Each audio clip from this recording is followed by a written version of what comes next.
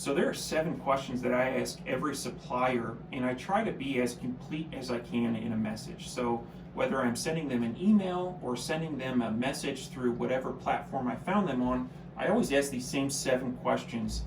And I think that this limits the back and forth. I try to lay it all out there on my first point of contact, and then based on their response, I can make a decision whether this is a company I want to continue my conversation with or not. So the first question I ask is minimum order quantity, and MOQ.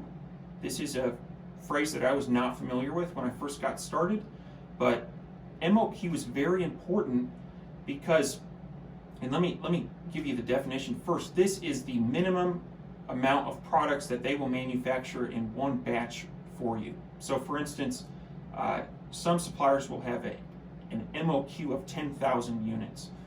Well, if you're just wanting to test a product and see if it actually works, you're going to tie up a ton of cash with 10,000 units. And so I prefer to have low MOQ suppliers. In fact, I have one domestic supplier that they don't have an MOQ. If I want 1 unit, I can order 1 unit. Now, I don't know why they run their business that way, but it's super convenient for me. And I don't tie up as much cash as I would with my other suppliers that have MOQs of, say, 500 or 1,000 units. So first, right out of the gate, I always ask about MOQ. The second question I ask is, can I customize this product by changing colors, adding a logo, or modifying the size? This is a very subtle way to ask, are you a manufacturer or a trading company? Now, sometimes trading companies can interact with the manufacturers and do customizations, but oftentimes when I identify a product, I'm wanting to improve it and set it apart from what is commercially available. And so this customization piece is really important to me. And if the answer to this is no, I can't customize this, often I won't move forward with that supplier. So I want someone that's going to be flexible and work with me, and that's where this customization question comes in. David, I just want to jump in real quick and say that is actually a very crucial piece that I kind of want to highlight here on your second bit, where you're asking them if they can modify the product or change it in any certain way. I would always recommend to modify or change your product to make it better from any other competitors, right? So that is a really crucial piece, and I just wanted to highlight that. Go ahead, thanks. Yeah, or even add a logo. I mean, you talk about getting your listings ripped off.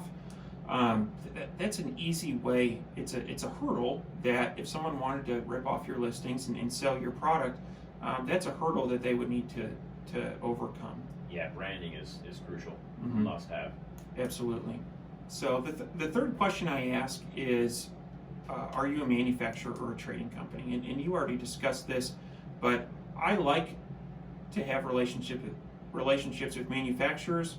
You had mentioned a positive relationship with a trading company, so I don't think that if someone responds, yes, I'm a trading company, I don't think that that's a total turnoff, but in the pros and cons column, that would be something I definitely want to consider. The fourth question I ask is, how much would a sample be? And for people that are doing this for the first time, don't be surprised if they come back with $250 or $300, even if the product would sell for 15 or 20 bucks. And the reason for that is if they need to set up their machine, or they need to make a mold, or just getting one product from China to the United States costs some money. And so you had talked about using a sourcing agent, and I think that's huge. If I'm contacting 10 suppliers, having the sourcing agent look at those first before they're shipped over here, that's a great way to save, a couple of $1,000. But I like to know what my sample is and just get that out up front. Yeah, and something for our listeners, that price, that sticker shock of $250, $300, it's kind of it's all over the place. Really depends on the size and the weight of your product, and you obviously want to get it shipped express, meaning it's going to be on an airplane and it's going to be coming in 3 to 5 days. But I have experienced, fees of getting samples anywhere from, on the low end, $50 all the way up to, like David mentioned, $250, $300 if it's a large, heavy, product. Absolutely.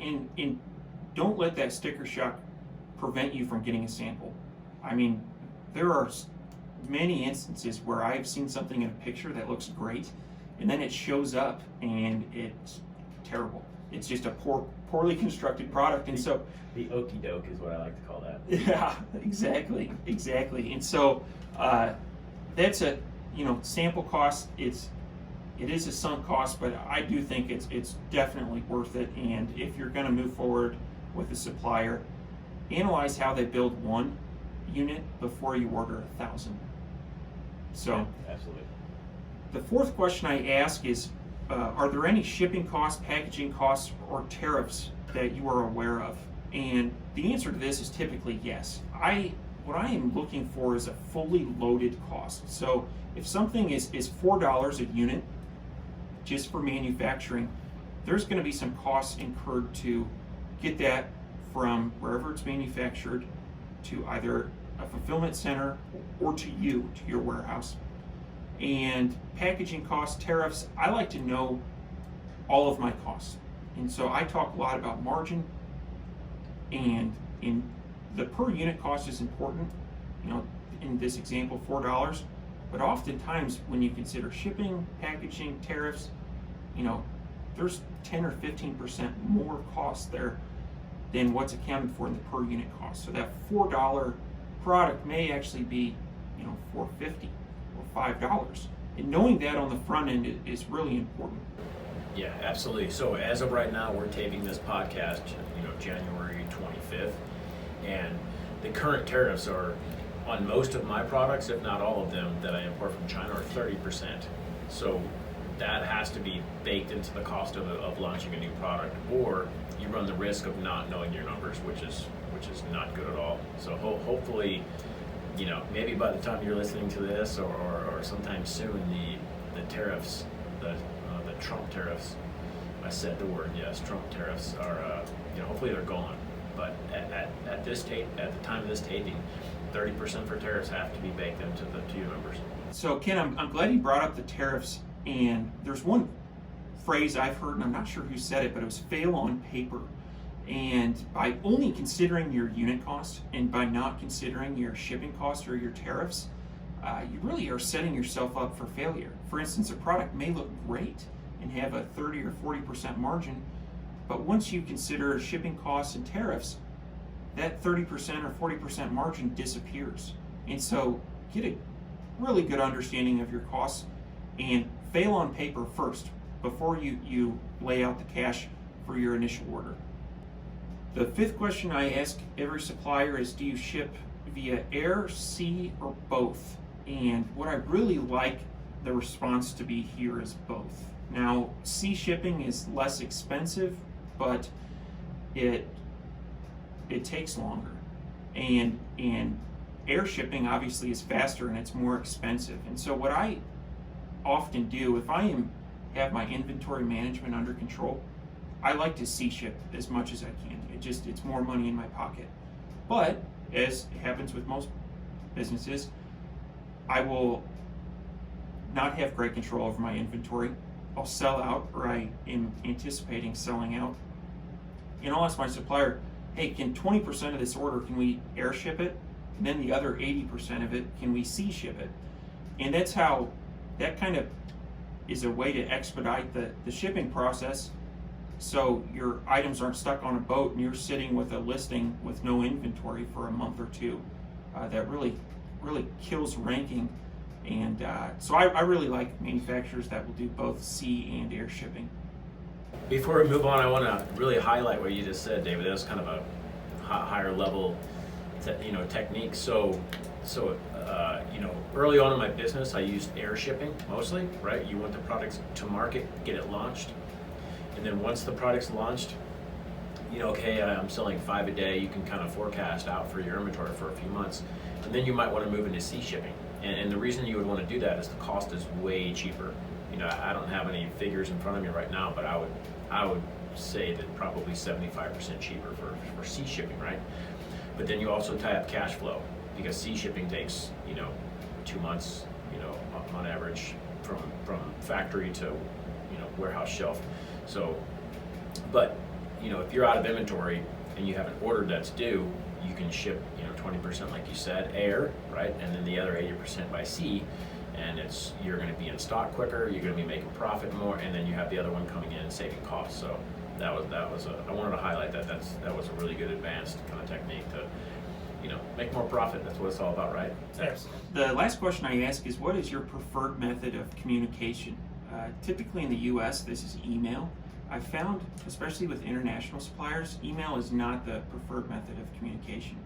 I use WeChat a lot to communicate with my Chinese suppliers, and that seems to work really well. I was unfamiliar with WeChat, but it interfaces with your phone, and you can download the desktop application, and it's pretty slick. And so, again, you're trying to form a relationship, and the more you can cater to your supplier and make things easy on them, the more likely they're going to cater to you and make things easy on you.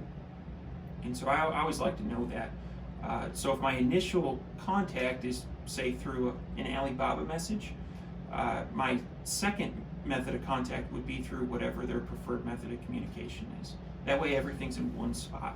Yeah, that's huge. And one thing I'd like to highlight, David, on WeChat, the crucial piece to WeChat is, it's your suppliers in China, and they're communicating in Mandarin, and we're in the U.S. and we're reading WeChat translates from Mandarin to U.S. English.